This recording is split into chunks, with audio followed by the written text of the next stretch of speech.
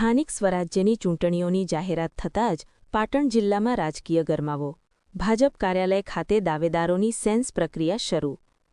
રાજ્યમાં સ્થાનિક સ્વરાજ્યની ચૂંટણીઓની તારીખો જાહેર થતાં જ સમગ્ર ગુજરાત સહિત પાટણ જિલ્લામાં રાજકીય ગતિવિધિઓ તેજ બની ગઈ છે. પાટણ જિલ્લામાં પણ આગામી સમયમાં યોજાનારી સ્થાનિક સ્વરાજ્યની ચૂંટણીઓને લઈને વહીવટી અને રાજકીય સ્તરે તડામાર તૈયારીઓ હાથ ધરવામાં આવી છે.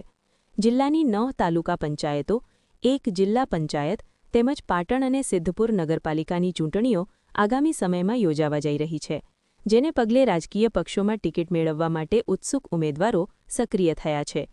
ચૂંટણી લડવા ઇચ્છતા ટિકિટ વાંછુઓ આજે પક્ષના કાર્યાલય પર મોટી સંખ્યામાં ઉમટી પડ્યા હતા.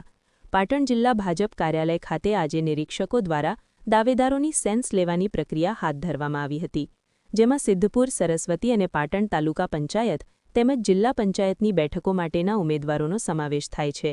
પોતાની દાવેદારી મજબૂત કરવા માટે મોટી સંખ્યામાં કાર્યકરો અને આગેવાનો ઉપસ્થિત રહ્યા હતા.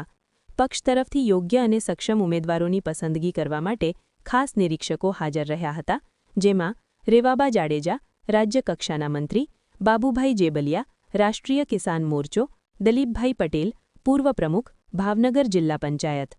આ તમામ નિરીક્ષકોએ દાવેદારો સાથે 1-to-1 સંવાદ કરી તેમની રજૂઆતો સાંભળી હતી.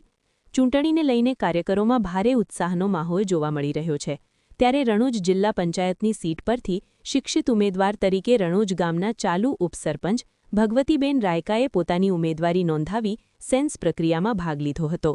તો વર્ષોથી ભાજપના સભ્ય તરીકે સેવાઓ આપી છે, તેના ભાગરૂપે ભારતીય જનતા પાર્ટી તેઓની સેવાઓને અનુલક્ષીને રણોજ સીટ પરથી મેન્ડેટ આપશે, તો રણોજ જિલ્લા પંચાયત ભાજપની સીટને બહુમતીથી જીતાડવાની આશા પણ તેઓએ વ્યક્ત કરી હતી.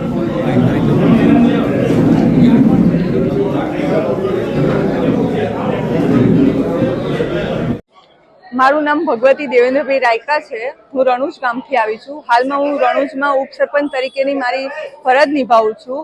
હું TY BCom સુધીનો મારો અભ્યાસ છે અને હાલમાં હું જિલ્લા પંચાયતમાં પાટણ જિલ્લામાં રણોજ સીટ ઉપરથી દાવેદારી માટે થઈને અહીંયા આવી છું.